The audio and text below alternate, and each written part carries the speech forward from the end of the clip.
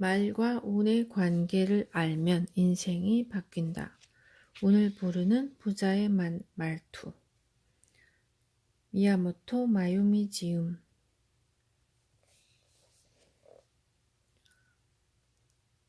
짠.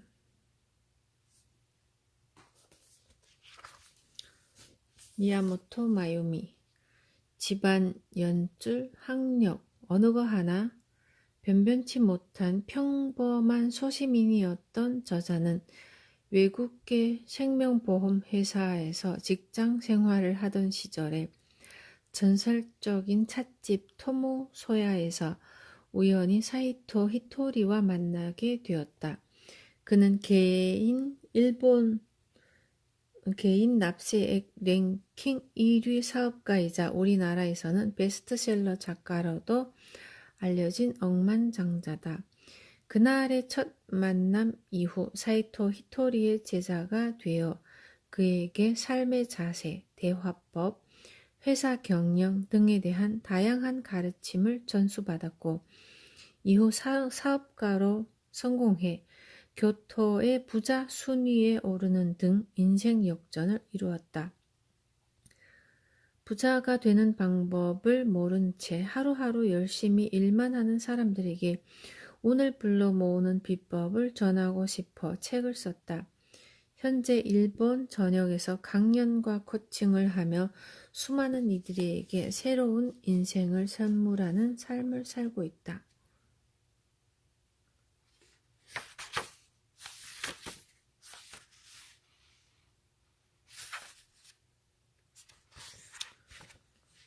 프롤로그. 말과 운의 관계를 알면 인생이 바뀐다. 이 책을 손에 든 당신에게 한 가지 부탁이 있습니다. 만약 부자가 되고 싶지 않다면 지금 당장 책을 덮어주세요. 이 책을 읽고 나면 반드시 부자가 될 테니 말입니다. 게다가 사람들에게 사랑을 듬뿍 받는 부자가 되어 행복한 인생을 살게 되겠죠. 그러니까 부자가 되고 싶지 않거나 고독하게 살고 싶은 사람은 이 책을 읽지 말아주세요. 물론 농담입니다. 부자가 되겠다. 정말로 이런 각오를 했다면 기꺼이 책장을 넘겨보시기 바랍니다. 이 책에는 말투를 통해서 운을 얻고 부자가 될 수 있는 지혜가 가득 담겨 있습니다. 사이토 히토리 씨는 히트 상품인 슬림독한 등 다이어트 식품을 취급하는 긴자 마루칸의 창업자이자 누계 납세액이 일본에서 가장 많은 억만장자입니다. 또 제 인생의 스승이기도 합니다. 그는 다음과 같이 말했습니다. 대화법을 바꾸기란 여간 어려운 일이 아니죠. 하지만 일단 바꾸기만 하면 인생이 달라질 것입니다. 어쩌면 당신은 지금까지 나름의 방식으로 대화법을 바꿔보려다가 실패했거나 대화법에 관한 책을 읽고 좌절한 경험이 있을지도 모릅니다. 어떤 식으로든 제대로 되지 않아 답답했던 경험이 있겠죠. 히토리 씨의 말처럼 대화법 바꾸기란 결코 만만한 일이 아닙니다. 하지만 안심해도 됩니다. 부자가 되겠다는 결심을 한 당신이 이 책의 비법을 한 가지라도 실천한다면 반드시 효과를 볼 수 있기 때문입니다. 저는 히토리 씨가 가르쳐준 방법으로 부자가 되었기에 이렇게 장담할 수 있습니다. 저도 원래는 일반 기업에 다니는 평범한 사무직 사원이었습니다.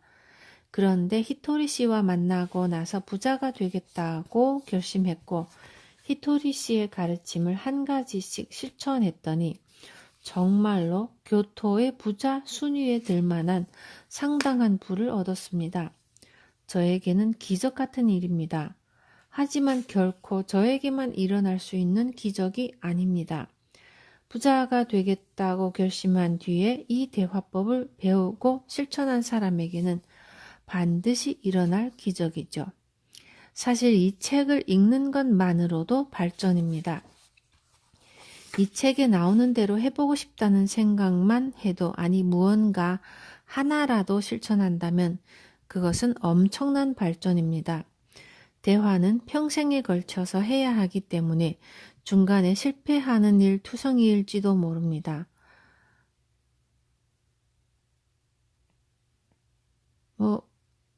물결라고 말하려 했는데 말이 잘못 나왔다. 고 후회하는 경우가 많겠죠. 하지만 우리에게는 그저 좌절만 하고 있을 여유가 없습니다. 차근차근 하나씩 개선해 가야 하니까요. 처음에는 실수하고 두려워하는 것이 당연합니다. 하지만 물이 무서워서 수영장에 뛰어들지 못하는 사람이라도 일단 한번 용기를 내서 뛰어들고 나면 그 다음부터는 훨씬 수월해집니다. 그렇게 도전을 이어가다 보면 나중에는 아무렇지 않게 뛰어들 수 있게 되죠. 처음 시도할 때는 용기만 있으면 됩니다. 처음부터 잘하려고 하지 않아도 괜찮습니다. 이제 결심이 섰습니까? 이번에는 당신이 부자가 될 차례입니다. 제1장에는 히토리 씨가 이 책을 위해서 특별히 말씀해 주신 돈과 대화법의 기본이 되는 지혜를 담았습니다. 제2장부터는 저 미야모토 마유미가 히토리 씨에게 배우는 운을 부르는 방법과 인간관계가 무엇인지를 알기 쉽게 구체적으로 소개했습니다. 제5장에는 대화를 잘하지 못해도 심지어는 말을 하지 않아도 부자가 될 수 있는 최고의 방법을 담았습니다. 새로운 대화법을 익히려면 시간이 걸립니다. 만약 당신이 지금 당장이라도 사람들과 즐겁게 대화하고 싶다면 이 부분을 먼저 읽어도 좋습니다. 그리고 책을 마무리하면서 특별 부록을 실었습니다. 여기에는 직장인을 위한 불편한 상황도 기회로 바꾸는 말투 사용법이 담겨 있습니다.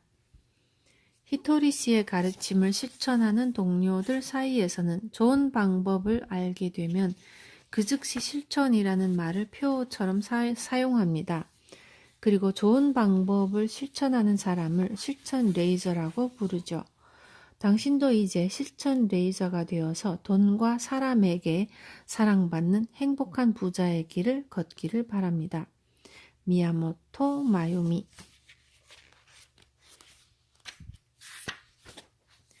제1장 돈 잘 버는 사람보다 말 잘하는 사람이 부자가 된다. 돈을 많이 버는 사람이 무조건 부자가 되는 것은 아니다.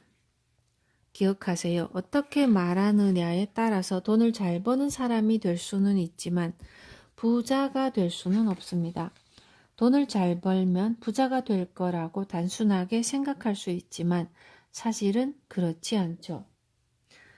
지금보다 돈을 10배로 벌면 10배가 모인다고 생각하면 큰 오산입니다. 예를 들어 어떤 이가 지금까지는 10만 원짜리 가방에 만족했다고 해봅시다. 그런데 돈을 많이 벌면 그만큼 욕심도 커져서 샤넬 같은 명품 가방을 들고 싶어집니다. 그런데 명품 브랜드의 가방은 못해도 500만 원은 하죠. 이는 원래 사용하던 가방의 50배나 되는 가격입니다. 이처럼 수입이 10배가 되면 보란듯이 50배나 되는 비싼 물건을 손에 넣고 싶어집니다. 그런데 나가는 돈이 버는 돈보다 크면 절대로 돈을 모을 수 없습니다. 이런 사람은 돈을 많이 벌 수는 있어도 부자가 될 수는 없죠. 돈을 모을 생각이 없는 사람 곁으로는 돈은 모이지 않습니다. 이처럼 돈을 잘 버는 것과 돈을 잘 모으는 것은 별개의 문제이기 때문에 다른 차원에서 논의되어야 합니다. 대화법을 잘 활용해서 사람들에게 호감을 주고 일을 따내고 돈을 잘 벌 수는 있어도 그런 사람이 반드시 부자가 되는 것은 아닙니다. 그래서인지 1년에 몇십억 원이나 되는 큰 돈을 벌고 있는데도 정작 보유 자산은 얼마 안 되는 사람이 의외로 많습니다. 돈을 잘 벌게 해주는 대화법은 있어도 부자가 되게 해주는 대화법은 없다는 사실을 기억하시기 바랍니다.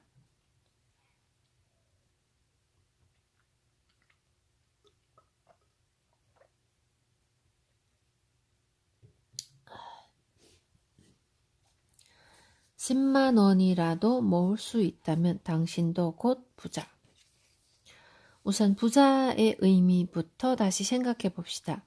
부자인지 아닌지 여부를 가릴 때 사람들은 보통 얼마를 가졌는지를 중요한 기준으로 삼습니다.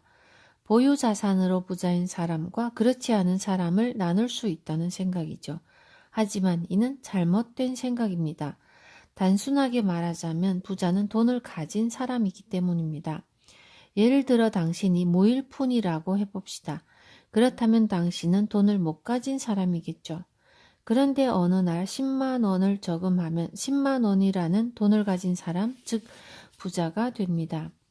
이제 가진 자의 대열에 합류했다고 할 수 있습니다. 다음 달에도 10만 원을 저금하면 당신은 총 20만 원을 가진 사람이 됩니다. 결국 본인이 부자를 어떻게 정의하고 어떤 마음가짐으로 돈을 모을 것인지가 중요합니다. 비록 적은 금액이라도 매달 저금을 하면 점점 부자가 됩니다. 그런데 아무리 많은 돈을 벌어도 버는 족족 써버린다면 남에게 돈을 다 퍼주느라 정작 열심히 돈을 번 자기 자신에게는 한 푼도 주지 않는 꼴이 됩니다. 자기 수중에 땡전 한 푼 남아있지 않다면 돈을 옷가게나 레스토랑 등에 몽땅 가져다 주고 자신에게는 한 푼도 주지 않은 것이나 마찬가지라는 말입니다. 돈은 그런 사람을 따르지 않습니다. 당신이 현재 얼마를 버느냐는 중요하지 않습니다. 월급이 100만 원인 사람이 그 10%인 10만 원을 자기 수중에 남겨둔다면 돈은 그 사람을 따르게 되어 있습니다. 그렇게 다음 달에도 10만 원, 그 다음 달에도 10만 원을 모으는 사람은 가진 자가 되는 여행길에 오른 부자입니다. 한 달 용돈이 3만 원인 아이가 3천 원씩 저금하기 시작했다면 그 아이는 이미 부자입니다. 가진 족족 써버리는 인생길이 아니라 가진 자가 되는 여행길에 올랐기 때문이죠. 결국 부자가 될 수 있느냐 없느냐를 판단하는데 현재 소유한 돈의 많고 적음은 중요하지 않습니다. 20만 원밖에 없었던 사람이 30만 원을 가지게 되었다면 그걸로 충분히 부자가 되는 길로 들어섰다고 할 수 있습니다. 수중의 돈을 모두 써버리는 사람과 조금이라도 모으는 사람은 앞으로 매우 다른 인생을 살게 될 것입니다. 상행선을 탄 사람과 하행선을 탄 사람이 서로 가는 길도 다르고 도착하는 장소도 다른 것처럼 말이죠. 이 사실을 모른다면 설령 당신이 10억 원의 유산을 물려받았다 할지라도 물이 고인 저수지를 가진 것과 마찬가지입니다. 고인 물은 점점 말라가다가 눈 깜짝할 사이에 자취를 감추고 맙니다. 물이 땅으로 흡수되거나 햇볕을 받아서 말라버리는 것이죠. 적은 금액이라도 돈을 모으려면 일을 해야 하고 일한다는 것은 강의 흐름을 만든다는 뜻입니다. 그리고 흐름을 조절하기 위해 댐을 지으면 좋겠죠. 일을 싫어하는 사람은 얼마 안 되는 돈만 들어와도 금방 일을 그만두고 싶어 합니다. 하지만 강의 흐름이 없는 곳에 댐을 만들어 봤자 아무 소용이 없습니다. 금세 말라버리기 때문입니다. 난 지난달보다 부자가 되었어. 지지난달보다 부자가 되었지 라고 말하는 사람은 누가 뭐라고 하든 부자입니다. 목표를 향해 나아가고 있고 10만 원이든 20만 원이든 모을 수 있다면 이미 부자가 된 것과 다름없으니까요. 작은 성공을 쌓으면서 점차 성공한 사람이 되는 것이지 한순간에 성공할 수는 없습니다. 돈에 관해서는 더욱 그렇습니다. 이 사실을 안다면 대화도 항상 즐겁게 해야 합니다. 저는 주위 사람들에게 일본 최고의 부자라는 말을 자주 듣고는 합니다. 그런데 저에게 저도 돈을 열심히 모으고 있어요 라고 말하는 사람은 저와 마찬가지로 가진 자가 되는 여행길에 오른 동료입니다. 그렇기 때문에 그런 이들을 만나면 힘내세요. 궁금한 게 있으면 언제든지 물어봐요 라고 말하며 진심으로 응원하고 싶어집니다. 같은 길을 걸어가는 동료니까요. 사실 저는 돈을 모으려고 해서 모은 것이 아닙니다. 제가 남들과 다른 점이 있다면 특별히 갖고 싶은 물건이 없다는 것 정도일까요? 조금 독특한 케이스라고 생각할 수도 있겠지만 저는 일을 좋아하고 갖고 싶은 물건이 없어서 돈이 저절로 모인 것이나 마찬가지입니다. 만약 당신이 저와는 달리 돈이 있으면 일단 써야 직성이 풀리는 성격이라면 이제부터는 모아야 합니다. 이 사실을 알고 돈을 모으기 시작하면 당신도 부자가 되는 성공 가도를 매일 조금씩 걷게 될 것입니다. 현재 돈이 별로 없다고 해서 기죽지 않아도 됩니다. 미국의 석유왕 록펠러든 다른 어떤 억만장자든 당신과 같은 목표를 가지고 같은 길을 걷는 사람들일 뿐입니다. 그렇기 때문에 누구에게도 열등감을 느낄 필요는 없습니다. 야쿠섬에는 야쿠 삼나무가 아주 많은데 키가 아주 큰 삼나무도 처음에는 모두 다 작은 삼나무였습니다. 그래도 완벽한 삼나무였죠. 중요한 것은 큰 삼나무가 작은 삼나무를 보고 무시하는 일은 없다는 것입니다. 성공한 사람은 자기 나름대로 인생에서 여러 가지 우여곡절을 겪으면서 성공 가도에 올랐기 때문에 자신과 같은 생각으로 열심히 사는 사람을 무시하는 행동은 절대 하지 않습니다. 만약에 무시하는 사람이 있다면 성격이 몹시 삐뚤어진 사람이겠죠. 그런 사람과는 사귀지 말라는 신의 계시가 내려올 것이 분명합니다. 자신이 성장하면 보이는 것도 달라집니다. 10cm 높이에서 볼 때와 1m 높이에서 볼 때 보이는 풍경이 전혀 다릅니다. 도쿄에서 가장 높은 빌딩에 올라가면 도쿄 시내가 한눈에 내려다 보이죠. 이처럼 성장할수록 보이지 않던 것이 조금 더 잘 보이게 될 겁니다.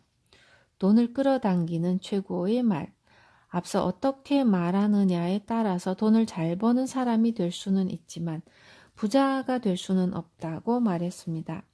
그런데 부자가 될 수 있는 돈을 끌어당기는 말은 따로 있습니다. 그 말은 바로 일하는 게 제일 좋아요 라는 말입니다. 설령 당신이 낚시를 가장 좋아하더라도 낚시가 제일 좋다고 말해서는 안 됩니다. 낚시나 드라이브는 돈이 있기에 가능한 일이고 돈을 낳는 수단은 누가 뭐래도 일입니다. 일하기 싫다고 말하면 일의 신에게 미움을 받는 것은 물론이고 돈의 신에게도 미움을 받게 됩니다. 그리고 아무리 돈을 좋아하더라도 돈이 가장 좋다고 노골적으로 말하면 남들 눈에 좋게 보이지 않습니다. 같은 말이라도 어떻게 하느냐가 중요하죠. 예를 들어 취미가 뭐예요? 라고 물었을 때 경마예요 라고 대답하는 것보다 승마예요 라고 대답하는 편이 멋있어 보이지 않을까요? 똑같이 말을 좋아해도 어떻게 말하느냐에 따라 그 사람의 인상이 달라집니다. 이와 마찬가지로 돈을 좋아한다고 말한다고 한들 돈에 사랑받지는 못합니다.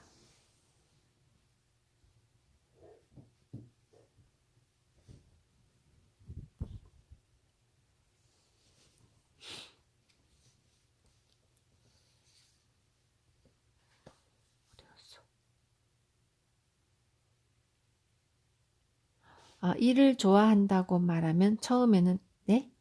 일을 좋아하신다고요? 하면서 놀라는 사람도 있겠지만 계속해서 네, 저는 제 일을 정말 사랑해요 라고 밀고 나가면 됩니다. 왜 이렇게 해야 될까요? 부자가 되기 위해서입니다. 남들과 같은 말을 하면서 다른 결과를 낼 수는 없습니다. 게다가 일하는 게 재밌어요. 보람도 있고 즐겁거든요. 라고 말하면 듣는 사람도 왠지 기분이 좋아집니다. 그리고 무엇보다 이 말은 돈이 기뻐할 만한 말입니다. 속으로는 일을 싫어해도 좋으니 일하는 걸 좋아한다고 말해보시기 바랍니다. 좋다 좋다 하는 사이에 정말로 일을 좋아하게 될 테니까요. 이것이 바로 말이 가진 신비한 힘입니다. 역할극을 한다고 생각해라. 말할 때 가장 중요한 것을 한 가지만 고르라고 하면 상대방이 기분 상하지 않게 말하기입니다. 그렇다면 당신이 어떻게 말할 때 상대방의 기분이 상할까요? 아마 말에 가시 또는 도끼가 있거나 혹은 당신의 말투 때문에 상처를 받을 수도 있을 것입니다. 그런데 남에게 상처 주는 말버릇을 고치기로 마음먹었다고 해서 평상시에 사용하던 말투나 표현을 갑자기 바꾸기는 쉽지 않습니다. 이럴 때는 차라리 역할극을 한다고 생각하면 도움이 됩니다. 이렇게 생각해보면 어떨까요? 지금까지 당신 인생이 잘 풀리지 않았던 이유는 인생이 잘 안 풀리는 말투로 이야기하는 역할을 해왔기 때문이라고 말입니다. 이미 그런 부정적인 이미지가 다른 사람뿐 아니라 당신 자신 안에도 만들어져 있습니다. 그렇다면 이제 자신을 배우라고 생각해 보면 어떨까요? 인생이 잘 풀리는 편의점 아르바이트생 역할을 한다고 해봅시다. 우리나라에서 가장 인상이 좋고 명랑하게 말하는 알바생이라는 설정을 해보는 겁니다. 그런데 대화를 상대방과 나 단 둘이서 한다고 생각하면 대화 내용을 바꾸기가 어렵습니다. 왜냐하면 일상적인 대화는 보통 상대방이 가시돋친 말을 하면 나도 가시돋친 말로 되받아치는 식으로 진행되기 때문입니다. 상대가 아무리 가시돋친 말을 해도 나는 상대에게 좋은 말만 하는 역할을 맡았다고 생각해야 합니다. 그러지 않으면 대화 도중에 자기도 모르게 화가 나게 마련이니까요. 아마 화가 머리끝까지 나서 더 심한 말로 갚아주고 싶겠죠.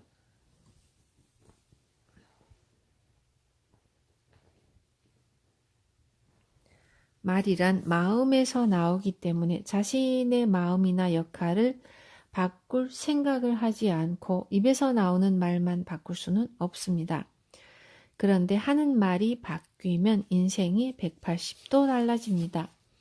지금까지는 이렇게 말하면 이런 말이 돌아온다는 식의 대화 패턴이 대강 정해져 있었을 겁니다. 그런데 자신이 되돌려 줄 말을 다른 좋은 말로 바꾸면 상대방은 놀라게 되어 있습니다. 말이 바뀌면 세상 사람들이 당신을 보는 눈도 달라집니다. 이렇게 되었을 때 비로소 당신의 운세도 좋은 방향으로 바뀌는 것입니다. 상대가 가시돋친 말을 계속해서 내뱉어도 절대로 되받아치면 안 됩니다. 예를 들어 저에게 부자 중에는 재수없는 부자가 참 많다고 말하는 사람이 있다고 해서 똑같이 가시돋친 말을 하거나 배로 갚아주려고 하면 그 순간 제 운세가 꺾이고 말 것입니다. 이때 웃으면서 그건 재수없는 사람이 어쩌다 부자가 된 거겠죠. 부자 중에는 좋은 사람이 상당히 많아요. 라거나 저도 남들보다 부자가 되고 나서는 재수없다는 소리를 안 들으려고 조심하고 있어요. 라는 식으로 자연스럽게 좋은 말로 받아넘기면 어떨까요? 이는 신이 제안한 게임이다. 한 사람은 상대방의 가시돋친 말을 예쁜 말로 되돌려주는 역할을 해야 하는데 내가 그 역할을 맡았다고 생각하지 않으면 결코 할 수 없는 일입니다. 물론 자기도 모르는 사이에 입에서 튀어나오는 말을 모조리 예쁜 말로 바꾸는 일은 참으로 힘듭니다. 자신의 말에 절대로 나쁜 기운을 넣지 않으려고 해도 무의식 중에 화난 마음이 드러나기도 하죠. 습관이란 그런 겁니다. 그렇기 때문에 그 습관을 바꾸는 일은 보람이 있습니다. 그리고 습관을 바꿨을 때 상당히 큰 변화가 일어납니다. 이 부분을 이해하지 못하면 이 책을 읽더라도 결국 부자가 되는 대화법을 실천할 수가 없을 겁니다. 처음에는 못해도 상관없습니다. 하지만 거기서 좌절할 것이 아니라 다음에는 조심하자고 신경을 쓰다 보면 하루에 100번 독이 든 말을 하던 것이 99번이 되고 98번이 되는 식으로 하나씩이라도 줄게 됩니다. 그리고 50번 정도로 줄었을 때 당신에 대한 사람들의 평가도 달라지겠죠. 남들에게 상처 주는 말을 자주 내뱉으면서 내가 원래는 착한 사람인데 라는 말을 하는 사람이 있습니다. 그런데 원래 착한 사람은 남에게 상처 주는 말을 하지 않죠. 그런 모순적인 사람과는 사귀지 말아야 합니다. 가까이만 있어도 운세가 나빠지기 때문에 가능한 피하는 편이 좋습니다. 그리고 어쩔 수 없이 그 사람과 대화해야 한다고 해도 당신은 절대로 나쁜 말을 하지 않아야 합니다. 이것이 가장 중요합니다. 물론 습관이란 무서워서 이렇게 결심하고도 자기도 모르게 나쁜 말이 나올 때도 있겠죠. 하지만 그럴 때마다 앞으로는 절대로 나쁜 말을 하지 않겠다 라고 다짐하면 조금씩이라도 변하게 되어 있습니다. 목소리를 높이면 부자가 될 확률이 높아진다. 말에 우리를 변화시키는 힘이 내재해 있는 것처럼 소리에도 힘이 존재합니다. 그래서 목소리 톤이 중요합니다. 예를 들어 학원 선생님이 어느 날 학부모에게 한 소리를 듣고 기분이 상했다고 해봅시다. 이때 어둡고 낮은 톤으로 선생님 오늘 기분 안 좋아 라고 말하면 학생들도 선생님이 기분이 안 좋다는 사실을 알 수 있습니다. 그런데 활기차고 밝은 톤으로 선생님 오늘 기분 안 좋다고 라고 말하면 어떨까요? 목소리가 밝아서 기분이 안 좋은 것처럼 보이지 않겠죠. 그래서 말의 내용이 아니라 말할 때의 목소리 톤, 즉 소리의 힘이 그만큼 중요합니다. 아무리 긍정적인 말을 해도 어두운 얼굴로 낮게 중얼거리면 그저 무언가에 홀린 것처럼 보이지 않을까요? 물론 말의 내용까지 좋으면 더할 나위 없겠지만 때로는 말의 내용보다 어떤 톤으로 말하느냐가 더 중요합니다. 목소리 톤이 중요하다는 사실을 안다면 기분이 안 좋을 때도 어떻게 기분을 좋게 할까가 아니라 기분이 안 좋아라고 활기차게 말하면 됩니다. 그러면 없던 기운도 생기니까요. 밝고 활기차게 10번씩 말해보시기 바랍니다. 그러고 나면 기분 전환이 되어서 이제 다시 일 좀 해볼까 하는 생각이 들 것입니다. 목소리 톤을 올리면 일의 속도도 빨라집니다. 속도가 빨라지면 기분도 함께 고조되기 때문에 기분 전환도 빨라집니다. 어떤 말을 하느냐도 중요하지만 일단 목소리 톤이 밝으면 좋은 인상을 주기도 합니다. 따라서 항상 목소리 톤에 신경을 써야 합니다. 눈 대신 미간을 보자. 자신보다 나이가 많거나 사회적 지위가 높은 상대와 눈을 잘 맞추지 못하는 사람이 있습니다. 그렇게 마음이 약한 사람에게 아무리 눈을 맞추고 이야기하라고 말해봤자 소용이 없겠죠. 그러면 어디에 시선을 두면 좋을까요? 상대의 미간을 보시기 바랍니다. 부드러운 미소를 지으면서 상대의 미간을 바라보면 긴장하지 않을 수 있습니다. 아무리 강한 사람이라도 자신보다 강한 상대를 만나면 자기도 모르게 눈을 피하게 됩니다. 그런데 눈을 피하는 순간 승부는 결정이 나죠. 그렇기 때문에 사실 눈을 피하지 않는 것이 가장 바람직한 태도입니다. 하지만 상대의 눈을 지그시 바라볼 자신이 없다고 해서 기가 죽을 필요는 없습니다. 우선 상대의 미간에 부드러운 시선을 보내면 되니까요. 미간을 바라보는 데 익숙해지면 자연스레 상대방 눈을 볼 수 있게 될 것입니다. 잘 들어주는 사람은 잘 끌어낸다. 흔히들 상대방 이야기를 잘 들어주면 대화를 잘할 수 있다고 말합니다. 그런데 그냥 듣기만 하면 잘 들어주는 것일까요? 곰곰이 생각해 보시기 바랍니다. 잘 들어준다는 말에는 이야기를 잘 끌어낸다는 뜻도 담겨 있습니다. 말하는 사람 입에서 이야기가 술술 나오도록 유도를 잘해야 한다는 말이죠. 그렇다면 어떻게 이야기를 끌어내야 할까요? 예를 들어 출판사 사람과 만나면 출판에 관해서 물어보면 됩니다. 요즘에는 어떤 책이 인기예요? 계속 잘 나가는 책을 쓰는 저자는 어떤 점이 다른가요? 라는 식으로 상대방의 전문 분야에 관해서 물어보면 열심히 대답을 해주기 마련입니다. 스스로 회사를 차린 사장이라면 어떤 경위로 회사를 만드셨나요? 성공의 비결이 뭐예요? 등의 질문을 할 수 있겠죠. 또 연세가 지긋하신 어르신께는 전쟁 때는 어땠나요? 라고 물을 수도 있습니다. 다른 사람들은 지금까지 내가 하지 못한 수많은 경험을 하면서 살아왔습니다. 아, 그렇구나 하고 절로 감탄이 터져 나오고 인생에 도움이 될 만한 이야기가 넘쳐납니다. 그야말로 보물이 산더미처럼 쌓여 있는 것이죠. 하지만 다른 사람의 경험담은 석유와 같아서 가만히 있으면 절대로 솟아나오지 않습니다. 누군가가 열심히 파야만 나오죠. 그런데 먼저 말하기를 꺼린다기보다는 무슨 말을 해야 할지를 몰라서 침묵하는 사람이 의외로 많습니다. 저는 개인적으로 사람을 아주 좋아합니다. 사람에게 흥미가 있기 때문에 어디에 가든지 그 자리에서 만난 사람과 대화하죠.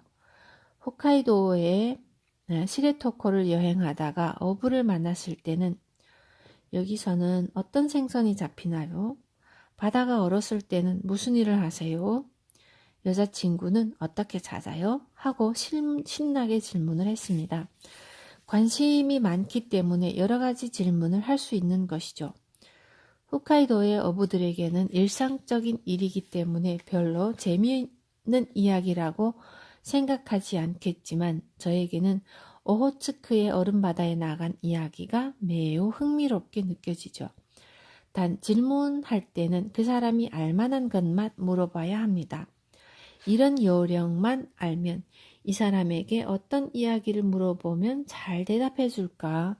이 사람이 일하는 업계는 어떤 업계일까를 생각하면서 질문만 하면 되기 때문에 쉽게 이야기를 이어갈 수 있습니다. 즉, 그 사람이 듣기로 하는 것을 물어보면 이야기가 활기를 띱니다.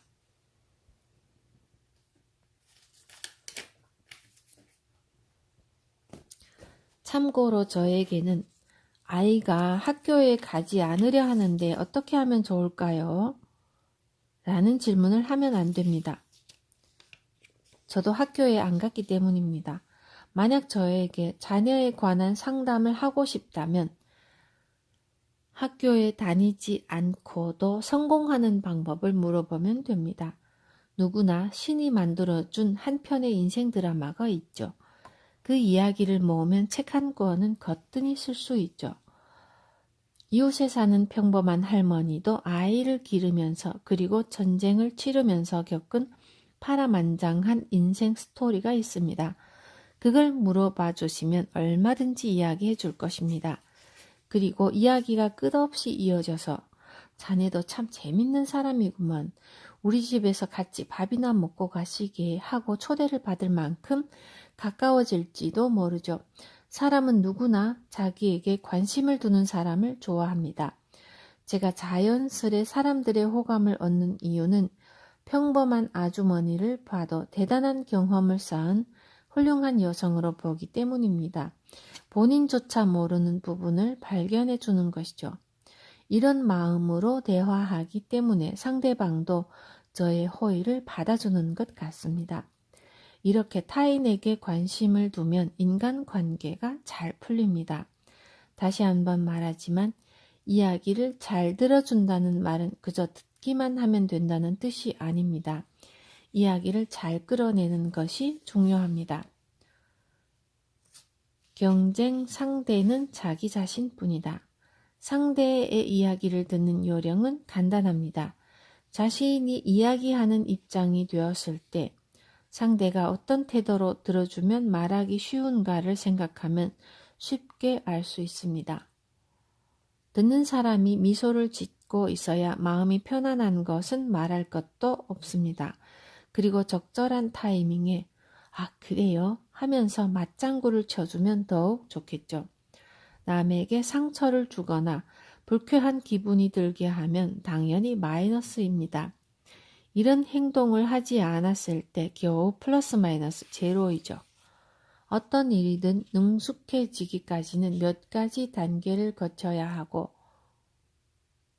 뛰는 놈 위에 나는 놈이 있기 마련이라 가장 높은 곳에 오르기는 절대 쉽지 않습니다. 하지만 어렵게만 생각하지 마시기 바랍니다. 우선은 현재 내가 어디에 있는가만 알면 됩니다.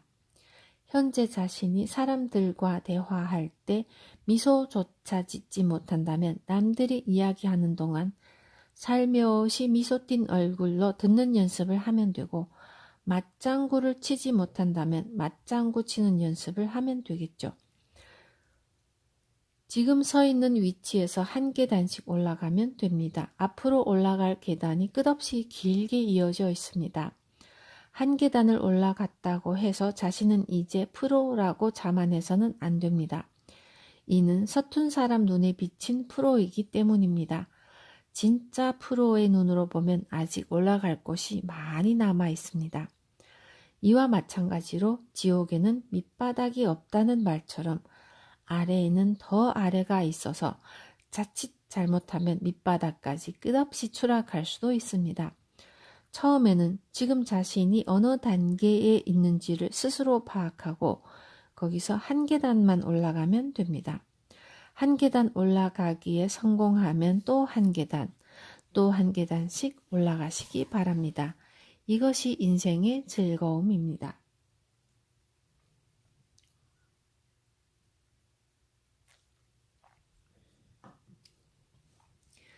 그런데 한 계단 올라가는 일을 괴롭게 생각하는 사람이 있습니다.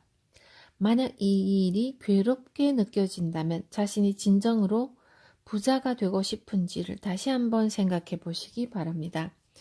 10만 원을 모으면 10만 원을 가진 부자가 됩니다. 당신은 이미 부자를 향해 나아가고 있습니다. 목표를 향해 나아가는 일은 결코 괴롭고 힘든 일이 아닙니다. 저는 아오모리에 가는 것을 무척 좋아하는데 그래서인지 북쪽으로 갈 채비만 해도 신이 납니다. 중간에 라멘을 먹든 경치를 보든 그저 북쪽을 향해 가고 있다는 사실만으로도 즐거운 것이죠. 만약 어떤 일을 하는 과정이 싫다면 사실은 그 일이 하기 싫은 겁니다. 그렇게 괴롭다면 차라리 그만두는 편이 낫습니다. 자신의 목표를 향해 가는 일이 괴로울 리가 없으니까요. 그렇기 때문에 부자가 되고 싶은 사람은 부자가 되겠다고 결심만 해도 반은 이루어진 것과 다름없습니다. 나머지는 적은 금액이라도 모으기 시작하면 됩니다. 결국 경쟁 상대는 자기 자신뿐입니다. 고교 야구 선수 중에서 고시엔을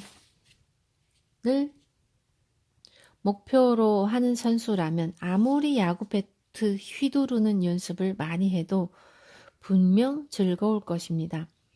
축구 선수가 되고자 하는 사람은 공 차는 연습을 아무리 많이 해도 즐거울 것이고 심지어는 공을 안고 자고 싶을 정도로 행복할지도 모릅니다. 꿈을 향해 나아가는 일이 어째서 괴로운 일이 될 수 있는지 저는 도저히 이해할 수가 없습니다. 대화도 마찬가지입니다. 말을 자연스럽게 잘하기 위해서 하나씩 스텝을 밟아가는 동안 즐거움을 느낄 수 있어야 합니다. 이 책을 구매하고도 아무런 실천 없이 그만둔다면 그 사람은 정말 대화를 잘하고자 하는 사람이 아닙니다. 당신이 정말로 하고 싶은 일을 하시기 바랍니다. 그것이 당신의 행복을 위한 길입니다. 저는 당신이 어떤 방법으로든 행복해졌으면 합니다. 제가 바라는 것은 그거 하나뿐입니다. 목표가 분명하면 더 빨리 이룰 수 있다. 당신이 이 책을 읽는 이유는 아마 인생의 승자가 되고 싶기 때문이겠죠. 사람들에게 사랑받고 돈도 많이 벌고 주변 사람들의 상담도 해주며 존경받는 사람은 행복할 테고 당신 역시 그런 인생을 살고 싶을 것입니다. 그런데 만약 당신이 프랑스 요리 셰프가 되고 싶다면 프랑스 레스토랑에서 후라이팬을 열심히 휘둘러야 합니다. 그러면 10년쯤 지났을 때 틀림없이 프랑스 요리 셰프가 되어 있겠죠. 이는 셰프가 되겠다는 목표를 세우고 열심히 후라이팬을 움직여야만 얻을 수 있는 결과입니다. 부자가 되려는 사람은 10만 원씩이라도 모으기 시작하면 반드시 부자가 될 수 있습니다. 목표를 이루기 위해서 제대로 행동하지 않기 때문에 이루지 못하는 것일 뿐입니다. 목표를 이루기 위해서 해야 할 일을 하면 반드시 목표를 이룰 수 있습니다. 혹자는 프랑스 요리 실력은 인류가 되었다지만 돈이 없다고 말할지도 모릅니다. 그것은 그 사람이 부자가 되려 하지 않았기 때문입니다. 그렇다면 한 번에 두 가지를 하면 됩니다. 프랑스 요리 셰프도 되고 10만 원씩 모으기도 하면 되겠죠. 셰프가 10만 원씩 모으지 말라는 법은 없으니 말입니다. 욕심을 더 내도 됩니다. 기왕이면 돈도 있고 사람들에게도 사랑받는 게 더 좋지 않을까요? 사람들에게 사랑받고 남들과 즐거운 대화를 나눌 수 있고 인기가 많고 멋지고 젊어 보이면 더욱 좋겠죠. 욕심을 내자면 끝이 없습니다. 사람들은 흔히 부자가 되면 다른 사람이 자신의 기분을 맞춰줄 거라고 기대합니다. 그런데 남이 내 기분을 맞춰줄 때만 즐거움을 느낀다면 큰 문제입니다. 남이 내 기분을 맞춰주지 않으면 침울하고 재미없는 인생을 살게 될 테니까요. 저는 제 기분을 스스로 조절하기 때문에 매일 주체할 수 없을 정도로 즐겁습니다. 반대로 말하자면 즐거운 인생을 살고 싶기 때문에 이렇게 하는 것이죠. 저는 부자인데다가 사람들의 사랑을 받으며 행복하게 살고 있습니다. 당신도 자신의 목표를 향해 차근차근 전진해보면 어떨까요? 조금만 노력해도 쉽게 부자가 될 수 있는 이유. 강연을 하다 보면 상당히 심각한 얼굴로 듣는 사람이 있습니다. 그런데 의외로 그런 이가 강연이 끝나고 저를 찾아와서는 정말 좋았습니다. 감동했어요. 라고 말하는 경우가 많습니다. 어떻게 보면 참 안타까운 일입니다. 감동한 얼굴이 잔뜩 화가 난 얼굴처럼 보였으니까요. 사람들에게 호감을 주고 싶다면서 남들이 봤을 때 무서운 표정을 하고 있으면 과연 호감을 줄 수 있을까요? 이런 이들을 보면 마음이 아픕니다. 어떻게 하면 재미있게 말할 수 있을지 모르겠다고 말하는 사람도 사실은 재미있게 말하는 방법을 알고 있습니다. 알지만 게으름 때문에 그렇게 하지 않는 것뿐이죠. 성공이나 행복은 본디 인간이 당연히 그렇게 되어야 할 모습이자 인간의 권리입니다. 그런데 우리는 당연히 해야 할 일을 하지 않기 때문에 행복해지지 못하고 성공하지 못하는 것입니다. 상대방이 이야기하기 편하도록 웃는 얼굴로 듣고 맞장구를 치는 것은 말하는 사람에 대한 예의이고 어떻게 보면 기본 상식입니다. 그런 당연한 것도 하지 않으면서 성공이나 행복을 바라서는 안 됩니다. 이 책을 100번쯤 읽어보면 당연한 말만 쓰여 있다는 사실을 깨달을지도 모릅니다. 여러분은 당연한 일을 지금까지 하지 않았던 것뿐이죠. 우리가 하는 노력은 어찌 보면 당연한 노력입니다. 당연한 일을 하지 못하는 사람이 많기 때문에 하는 사람의 가치가 올라갑니다. 이 책을 산 사람 중 대부분은 아마 책을 읽기만 하고 실천하지는 않을 겁니다. 그렇기 때문에 실천하는 사람의 가치가 그만큼 올라갑니다. 말하는 방식을 바꾸고 싶다고 해도 어지간한 각오 없이는 바꾸기가 어렵습니다. 하지만 각오를 다지고 한 번이라도 실천한 사람은 상당한 효과를 볼 수 있을 것입니다. 마음을 담아야 진정한 대화다. 말을 잘하는 사람을 흔히들 청산유수 같다고 합니다. 그런데 사람들은 막힘없이 술술 쏟아져 나오는 말에 감동하는 것이 아닙니다. 감동을 불러일으키는 것은 그 사람의 마음입니다. 예를 들어 텔레비전 방송에 출연해서 뭐든 좋으니 아무 이야기나 해보라고 하면 평범한 사람들은 당황해서 말문이 막히고 말 것입니다. 그런데 난치병을 앓고 있는 아이의 부모가 방송에 나온다면 저희 아이를 살려주세요. 여러분의 도움이 필요합니다. 라고 눈물을 흘리며 목맨 소리로 호소할 것입니다. 사람들은 그 모습에 감동하겠죠. 결혼식에서 신부의 아버지가 저의 딸을 잘 부탁드립니다. 라고 더듬거리며 말할 때도 감동을 받습니다. 이처럼 말을 할 때 중요한 건 유창함이 아닙니다. 말은 마음에서 우러나오는 것이기 때문에 자기 마음을 잘 전달하면 듣는 이도 감동하게 되어 있습니다. 잘하고 못하고는 크게 상관이 없습니다. 결국은 마음의 문제입니다.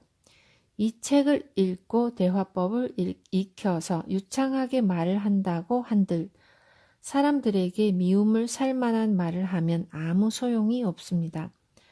말을 잘하는 것과 사람들에게 호감을 얻는 것은 별개의 문제입니다.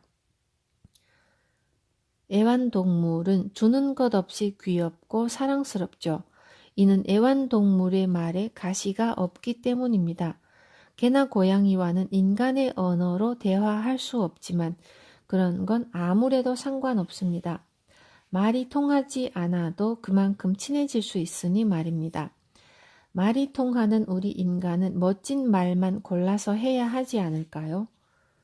인생은 문제를 극복해가는 게임이다.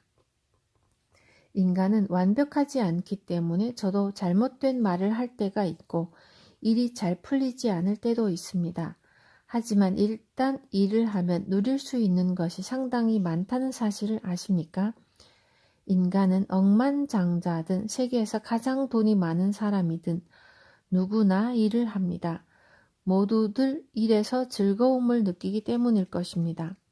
일하기 싫다고 말하며 일을 적으로 돌리는 사람은 하루에 8, 9시간 동안 싫은 일을 하면서 지내야만 합니다. 즉, 깨어있는 시간의 반 정도는 불쾌한 기분으로 있어야 하죠.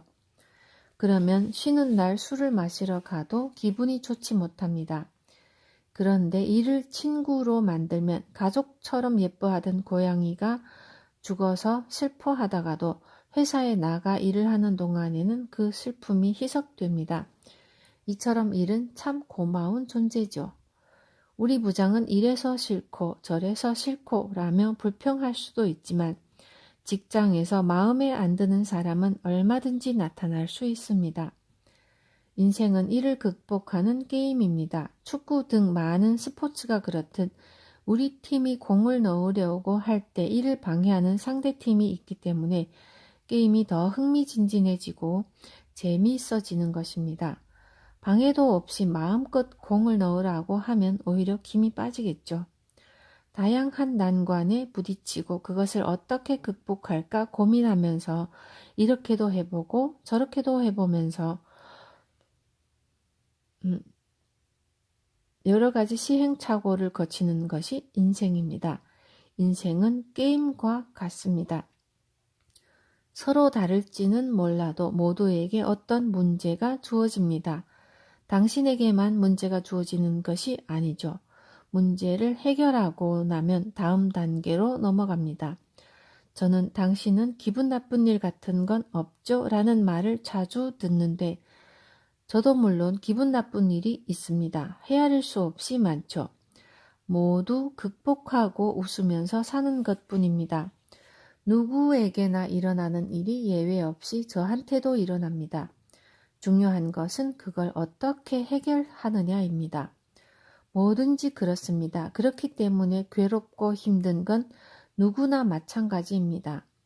괴롭고 힘들지만 어떻게 웃으면서 살 것인가를 생각해야 합니다.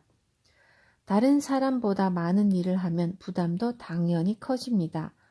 사장이 되면 사람들에게 존경도 받고 월급도 많이 받습니다. 하지만 그만큼 힘든 일도 감수해야 하죠. 사장 노릇하기 힘들다라는 당연한 소리를 해서는 안 됩니다. 이런 말은 차라리 하지 않는 편이 낫습니다. 힘든 일을 겪을 때마다 웃으면서 극복하면 되니까요. 신은 저에게 저를 위한 문제를 냅니다. 당신에게는 당신을 위한 문제를 내죠. 자신에게 주어진 문제는 왠지 특수한 것처럼 생각하기 쉽지만 이 세상에 특수한 문제는 없습니다. 당신에게 주어진 문제가 다른 사람들에게도 빈번하게 주어지니 말입니다. 만약 당신이 10,000명 중에 1명꼴로 나타나는 병에 걸렸다고 해봅시다. 그러면 당신은 희귀병에 걸렸다고 생각하겠죠. 하지만 일본에는 1억 2천만 명이 있습니다. 그렇다면 당신과 같은 병에 걸린 사람이 12,000명이나 있다는 뜻입니다. 그렇게 따지면 아주 희귀한 병에 걸린 것도 아니죠. 그리고 반드시 이를 극복한 사람이 있습니다. 신은 극복할 수 없는 시련은 주지 않습니다. 쉽게 말하자면 빠져나갈 구멍이 없는 문제는 없다는 뜻입니다. 인터넷을 검색해보면 요가를 해서 나았다거나 단식을 해서 나았다는 사례가 있을 수도 있습니다. 치료법은 어딘가에 반드시 있을 겁니다. 의사도 치료를 위해 애씁니다. 물론 의사에게만 의지하지 말고 스스로 극복할 방법을 찾는 편이 낫습니다. 그 병을 극복한 사람이 반드시 있을 테니까요. 어떤 문제가 되었든 찾아보면 그 문제를 잘 해결한 사람이 있습니다. 당신에게는 처음 있는 일이기 때문에 특수한 문제처럼 느껴지겠지만 인류가 시작된 이래로 같은 문제로 고민한 사람이 셀 수 없이 많습니다. 그러므로 그 문제를 극복한 사람이 반드시 어딘가에 있습니다. 그런데 만약 극복한 사람이 단 한 명도 없다고 해봅시다. 그렇다고 포기해야 할까요? 아니요. 절대 포기하지 말아야 합니다. 왜냐하면 제가 극복할 거니까요. 그리고 당신도 극복할 것입니다. 반드시 극복할 수 있습니다. 극복하지 못할 문제는 단 하나도 없습니다. 지난번에 어떤 이와 돈에 관해서 이야기를 나누던 중에 부자가 되고 나서 밖에 못 나가서 불안해서 밖에 못 나가거나 강박관념에 시달리는 사람이 있다는 말을 들었습니다. 부자가 되는 것도 신이 주신 과제 중 하나입니다. 어떤 사람이 부자가 되었다는 말은 신의 과제 중 하나를 해결했다는 뜻입니다. 그런데 하나의 과제를 해결했더니 이번에는 공포에 시달리게 되는 또 다른 문제가 생겼습니다. 그런데 부자여도 저처럼 아무렇지 않게 돌아다니는 사람도 있습니다. 저는 사람은 나이가 많든 적든 수명이 다하기까지는 절대로 죽지 않는다고 생각합니다. 만약 제가 강도를 만나 살해당했다면 강도를 만났기 때문에 죽은 것이 아니라 거기서 죽을 운명이었던 것뿐입니다. 그러니 부자가 되어서 공포에 시달린다면 이를 이겨내면 됩니다. 문제는 고민하기 위해서가 아니라 해결하기 위해서 존재합니다. 한 가지 문제를 해결하면 다음 문제, 그리고 또 다음 문제가 주어집니다. 그래도 웃으며 해결하면 됩니다. 해결하려 하지 않고 고민만 하고 있으면 안 됩니다. 고민만 한다는 것은 아무런 진전 없이 헛돌고 있다는 뜻이니 말입니다. 어쩌면 당신이 하는 말이 정말 다 맞나요? 라고 묻고 싶을지도 모릅니다. 저도 제 말이 모두 옳다고 장담하지는 못합니다. 하지만 부자가 되었다고 해서 두려워하면서 사는 사람보다 제가 더 행복하지 않을까요? 저는 마음으로 마음의 문제를 극복하고 있습니다. 병에 걸렸다면 병을 이겨낼 무언가가 필요합니다. 저는 신을 믿기 때문에 신은 빠져나갈 구멍이 없는 문제를 낼 리가 없다고 생각합니다. 반드시 이겨낼 방법이 있다고 믿죠. 우리에게는 지혜가 있습니다. 그리고 마음을 어떻게 먹느냐에 따라 문제를 해결할 수 있습니다. 하지만 포기하는 사람에게는 지혜가 생기지 않습니다. 어떤 문제든 좋은 쪽, 밝은 쪽으로 우리를 이끌어줄 길이 존재하기 마련입니다. 이렇게 생각하면 어떤 문제라도 해결 방법을 찾을 수 있습니다. 결론 먼저 말해라. 자기 의견을 전달하고자 할 때는 헤드라인부터 말해야 합니다. 신문이나 주간지를 보면 열의 발각 같은 헤드라인이 눈길을 끌죠. 헤드라인만 읽어도 어떤 연예인이 기자에게 데이트하는 장면을 찍혔구나 하고 추측하게 되면서 기사 내용이 궁금해집니다. 기사를 읽어보면 배우 땡땡과 모모가 어제 저녁 함께 식사하는 장면이 하는 식으로 자세한 내용이 나옵니다. 이처럼 대화를 할 때도 중요한 부분을 먼저 말하는 것이 좋습니다. 예를 들면 먼저 일과 관련된 부분에서 여쭙고 싶은 게 있습니다. 혹은 요즘에 일이 잘 안 풀려서 조언을 구하고 싶어요 라고 결론 먼저 말하며 온을 떼는 것이죠.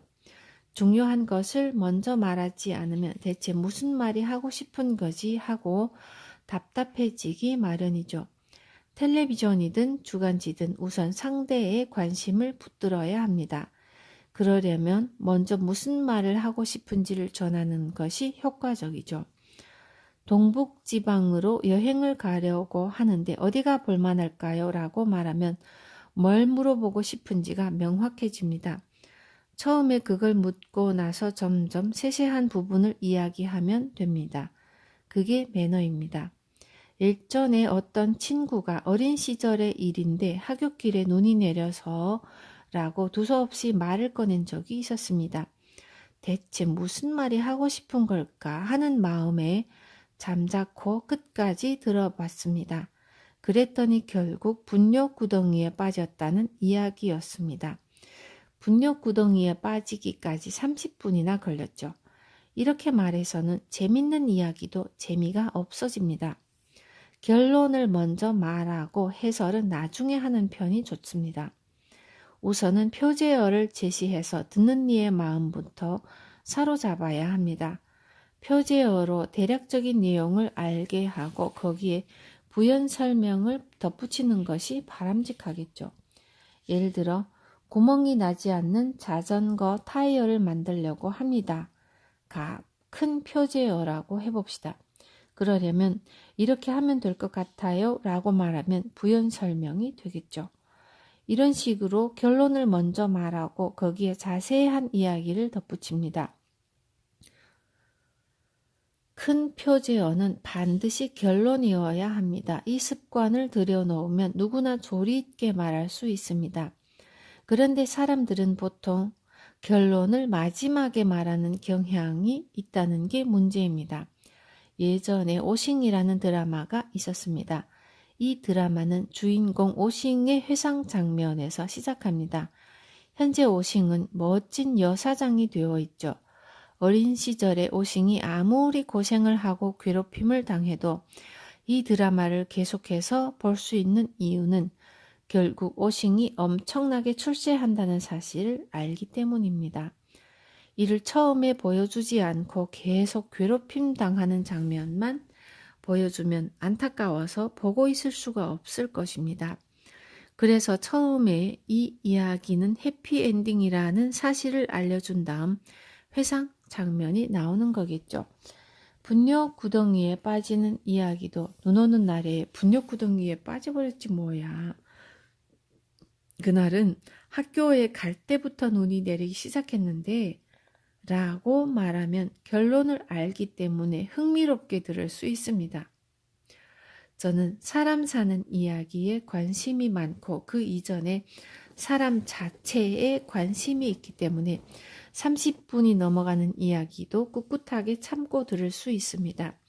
하지만 보통 사람들은 누군가가 무슨 말을 하려는지 도무지 파악이 안 되는 이야기를 늘어놓으면 대개는 도중에 듣기를 포기합니다.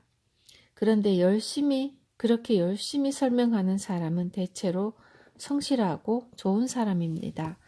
그러니까 재미없는 사람이라는 평가를 받을 걸 생각하면 가슴이 아픕니다. 이제 말하는 방식을 의식적으로 바꿔야 합니다. 말하는데 자신이 없는 이들은 제 이야기를 무척 듣고 싶어 합니다. 제 이야기를 들으면 재미있고 즐겁기 때문이겠죠. 하지만 이야기를 듣고 만족하는 데서 그치면 안 됩니다. 배웠다면 스스로 행동해서 성장해야 합니다. 인간은 행동하지 않으면 괴로워지게 되어 있습니다. 이는 어쩔 수 없는 신의 섭리입니다. 돈을 10만 원이라도 모으면 즐거워집니다. 미소 짓는 연습을 해서 멋진 미소를 짓게 되면 즐거워집니다.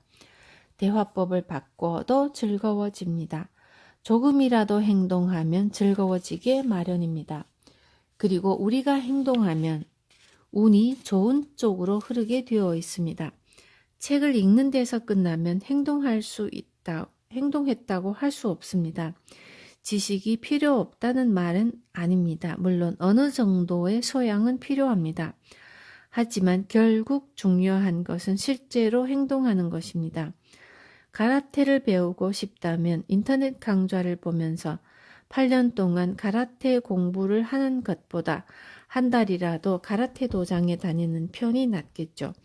수영을 잘하고 싶다고 아무리 수영에 관한 책을 읽어도 수영 실력은 늘지 않습니다. 물속에 들어가서 실제로 헤엄쳐 보아야 하죠. 목표가 생겼다면 이제 행동하시기 바랍니다. 말을 잘하려고 하기보다는 뻔뻔해지자.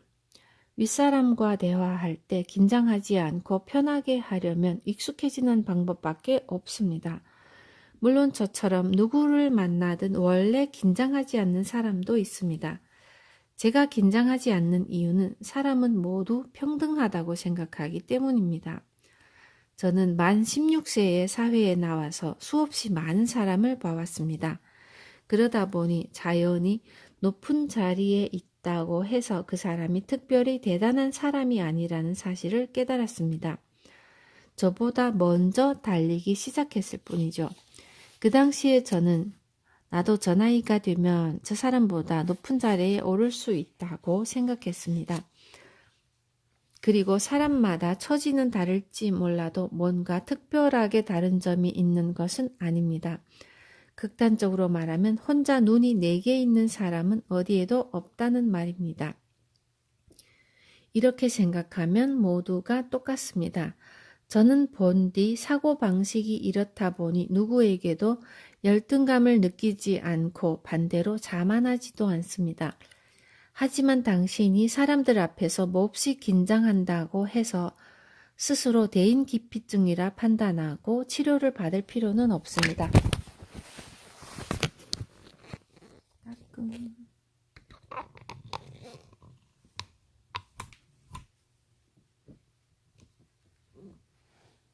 치료할 것이 아니라 익숙하게 만들면 됩니다.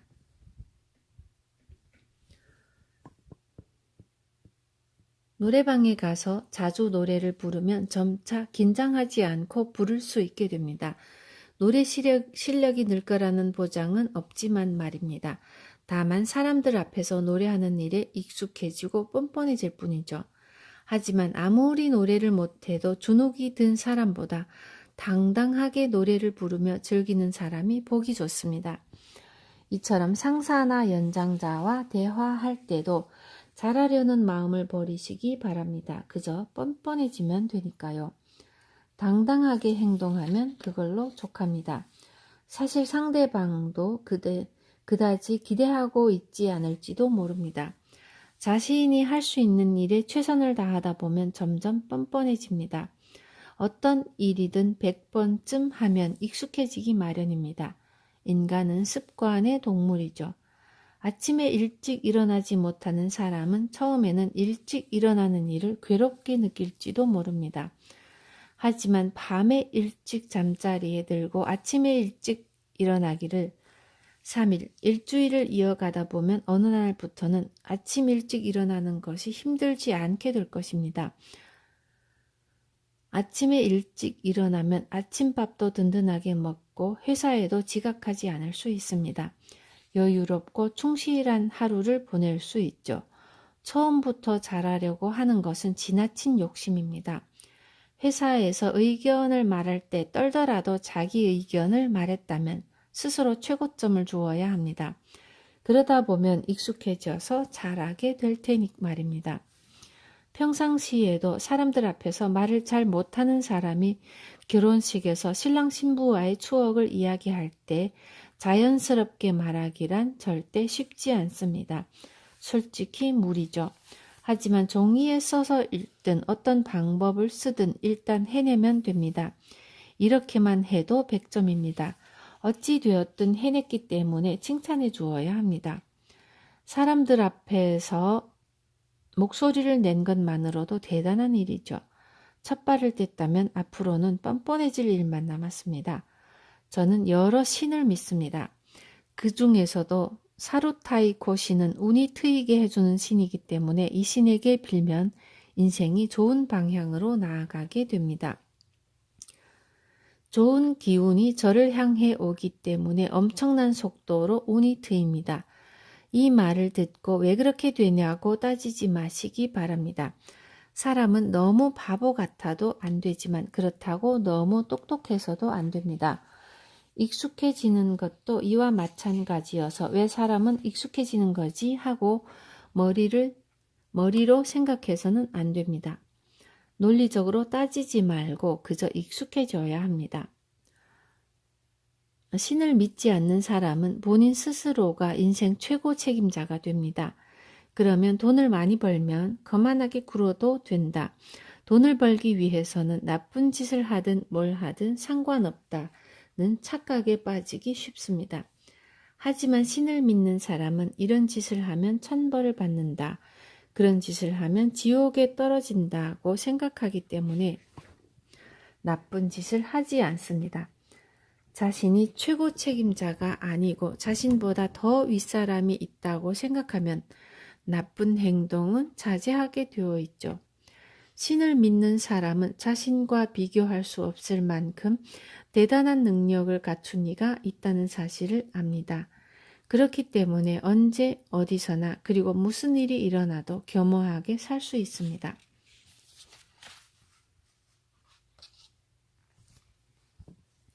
부자여서 행복한 게 아니라 행복해야 부자가 된다. 와우, 좀 긴데 해볼까? 안 되겠네. 2분. 다음 장에 감사합니다.